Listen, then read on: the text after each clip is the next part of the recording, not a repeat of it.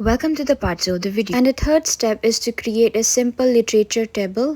मैंने तो Microsoft Excel use किया है क्योंकि मैं पहले से ये यूज़ करती आ रही हूँ, तो मैं इसमें ज़्यादा फेमिलियर हूँ। यहाँ पर आपको टेबल चार्ट बनाने हैं। ऑथर्स का नाम, रिसर्च पेपर का नाम, कौन सी ईयर में पब्लिश हुआ है, कौन से मेथड्स यूज़ किए हैं, साइटेशंस, ये सब उसका डाटा बनाने हैं आपको। और यहाँ पे आपको जो भी आपने अभी तक पढ़ा है उसका समरी भी लिखते जाना है। मैं आपको गारंटी देती हूँ कि जब आप लिटरेचर रिव्यू पढ़ना स्टार्ट करोगे और साथ ही साथ आप ये चीज़ भी करते जाओगे तो आपके लिए बाद में बहुत फ़ायदेमंद होगा।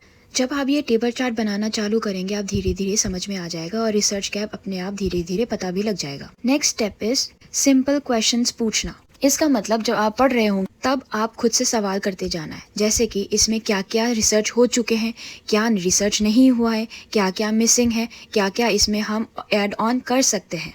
जब आप ये सब करेंगे अपने आप धीरे धीरे रिसर्च गैप समझ में आ जाएगा। उसके अलावा आपको बड़ा रिसर्च गैप नहीं ढूंढना है और ढूंढने की कोशिश नहीं करना है। बड़ा रिसर्च गैप मान के चलो कि आपके सामने एक बड़ा सा गड्ढा है, वहाँ पे आप गिर जाएंगे तो कैसे उठेंगे। लाइकवाइज बड़ा रिसर्च गैप माने आपके पास सोर्स कम होंगे तो कहाँ से आपका ये थीसिस कंप्लीट हो पाएंगे टाइम पे। हमारा काम ये है कि थीसिस टाइम पे सबमिट हो जाए, अच्छे से रिसर्च हो जाए।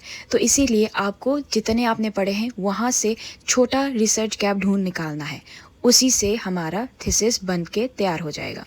पर उसके लिए भी आपके पास सोर्सेज बहुत अवेलेबल होनी ज़रूरी है ताकि आपका थीसिस टाइम पे सब कुछ हो जाए। Last but not the least the main point is आपके सुपरवाइजर के साथ बैठ के डिस्कस करना इट्स मैंडेटरी। उससे क्या होता है कि जब आप पढ़ने के बाद आपका आइडियाज़ उससे शेयर करोगे तो उसका आइडिया भी आपको शेयर करेंगे, तो आपका न्यू आइडियाज़ भी फॉर्म हो सकता है, तो उससे आपका रिसर्च गैप ढूंढने में भी आसानी हो सकता है। मैं अपना पर्सनल एक्सपीरियंस से बता रही हूँ। मुझे भी फर्स्ट टाइम जब मैंने शुरू किया था तो मुझे बहुत समझ में नहीं आया था, इतने सारे पढ़ने के बाद भी कुछ समझ में नहीं आया।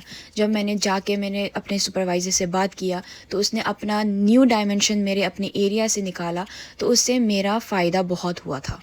इसीलिए आपको सुपरवाइज़र से बात करना बहुत इंपॉर्टेंट है। टॉपिक फाइनलाइज करना और न्यू रिसर्च गैप ढूंढना बहुत फ़ायदा होता है। एक और इम्पॉर्टेंट पॉइंट, इतना बड़ा रिसर्च गैप भी नहीं ढूंढना है जो आपके पास सोर्स ही ना हो, और इतना छोटा भी नहीं ढूंढना कि आपको लिखने के लिए कुछ बचा ही ना हो, क्योंकि जो हमने चूज़ किया है उस टॉपिक में हमें 3-4 चैप्टर तो लिखना ही लिखना है। आई होप जितने मैंने अपने स्टेप्स बताए हैं उससे आपका फ़ायदा हो और आपका भी अच्छे से रिसर्च हो जाए। That's all for today. Bye, see you next time.